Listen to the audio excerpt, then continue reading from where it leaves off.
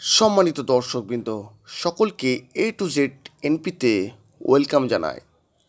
এখনকারের সবথেকে গুরুত্বপূর্ণ আপডেট হচ্ছে শেখ শাহজাহানের গ্রেপ্তার এবং তাকে 10 দিনের পুলিশি হেফাজতে নেওয়া হয়েছে। কিন্তু এই গ্রেপ্তার যে হবে এটা কিন্তু অনেক আগেই ইঙ্গিত দিয়ে বুঝিয়ে দিয়েছিলেন রাজ্যের বিরোধী দলনেতা তথা বিজেপি নেতা শুভেন্দু অধিকারী।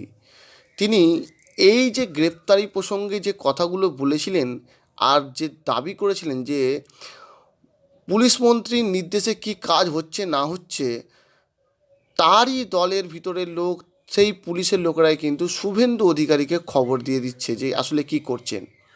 এই যে শেখ শাহজাহান গ্রেপ্তার হলো, তাকে পরশুদিনে 12:30টার সময় ফলতা নিয়ে যাওয়া হয়, কিন্তু শুভেন্দু অধিকারী বলে ফেলার জন্য তাকে আবার কিন্তু ফিরে নিয়ে আসা হয় মিনাখাতে।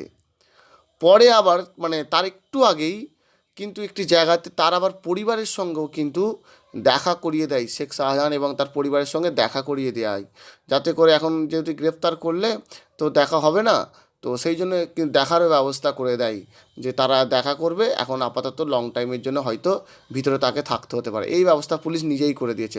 তার মানে পুলিশ কিন্তু আগে মনে করলে গ্রেপ্তার করতে পারত, কিন্তু এখন চাপে পড়েই গ্রেপ্তারটা করছে। এটা কিন্তু চারিদিকে যে খবরটা আসছে।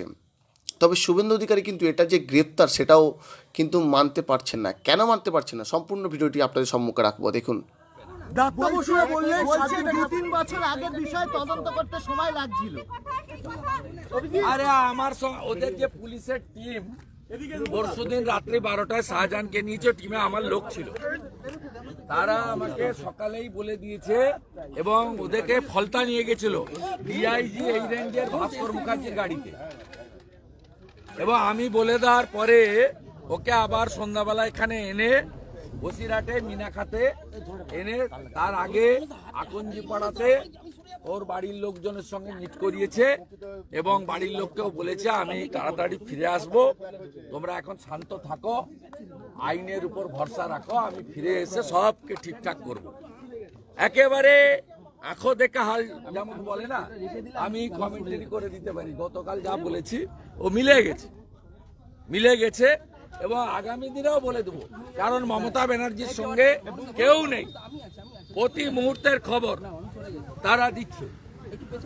যেমন মমতা ব্যানার্জি আজকে ওখানে সম্মানীয় একজন পুলিশ অফিসার ছিলেন সেদিন, তার সঙ্গে আরো 2জন নতুন পুলিশ অফিসারকে সেখানে দাঁড় করিয়েছে। মমতা ব্যানার্জি শুনে রাখুন, আজকে রামপুরের বাগদ্বীপ পাড়াতে আমাকে যখন আপনার পুলিশ আটকাবে তখন আমি কথা বলবো না, আমার সাথী শঙ্কর ঘোষ কথা বলবে। আপনি যা যা পরিকল্পনা করছেন ওই পরিকল্পনাতে জল ঢালার জন্য আপনার লোকরাই আমাকে সকালবেলা খবর দিয়ে দেয়। শুভেন্দু বাবু বসু বলছেন 7 দিনের মধ্যে গ্রেফতার হবে, তার 2 দিনের মধ্যে গ্রেফতার হয়ে গেলে কি মজার? গ্রেফতার নয়, মিউচুয়াল অ্যাডজাস্টমেন্ট।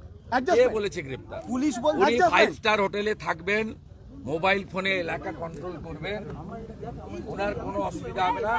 ওই জন্য আমাদের দাবি ইডির হেফাজতে চাই, CBI should take this case এবং উনি এবং ওনার র্যাকেটের বিরুদ্ধে ব্যবস্থা হোক। ওখানকার পীড়িত মানুষ চাইছেন জাস্টিস, ক্যাপিটাল পানিশমেন্ট, এজন্য আমাদের লড়াই চলছে। কেউ বলছে আশ্রয় নেবেন না তো, পুলিশ এসএসকেএম এ গিয়ে আবার আশ্রয় নেবেন না তো, অনেকে এটা গ্রেফতার হয়নি, মিউচুয়াল অ্যাডজাস্টমেন্ট। সম্মানিত দর্শক, আপনারা দেখলেন যে বিরোধী দলনেতা শুভেন্দু অধিকারী খুব পরিষ্কার করেই বললেন যে এটা গ্রেপ্তার নয়, এটা মিউচুয়াল অ্যাডজাস্টমেন্ট। এই কথাটাই কিন্তু একেবারে পরিষ্কার করে বললেন, এবং তার সাথে যেটা আরও একটা কথা বললেন যে 5 স্টার হোটেলে যে সুযোগ সুবিধা দেওয়া হয়, ওই সন্দেশখালী শেখ শাহজাহানকে কিন্তু সেই সুযোগ সুবিধা দেবে এবং তাদেরকে মোবাইল ফোনও ব্যবহার করতে দেবে, যাতে তারা ওই এলাকাকে আবার কন্ট্রোল করতে পারে, আবার তাদের মুঠোয় আনতে পারে, আবার মানুষের মধ্যে আতঙ্ক সৃষ্টি করতে পারে, মানুষের ওপর রাজত্ব তৈরি করে রাখতে পারে। সম্মানিত দর্শক, শুভেন্দু অধিকারীর এই যে কথাটা আপনারা কতটা যুক্তিসঙ্গত বলে মনে করছেন যে শেখ শাহজাহান গ্রেপ্তার নয়, আসলে এটা এক ধরনের খেলা, এটা মিউচুয়াল অ্যাডজাস্টমেন্ট।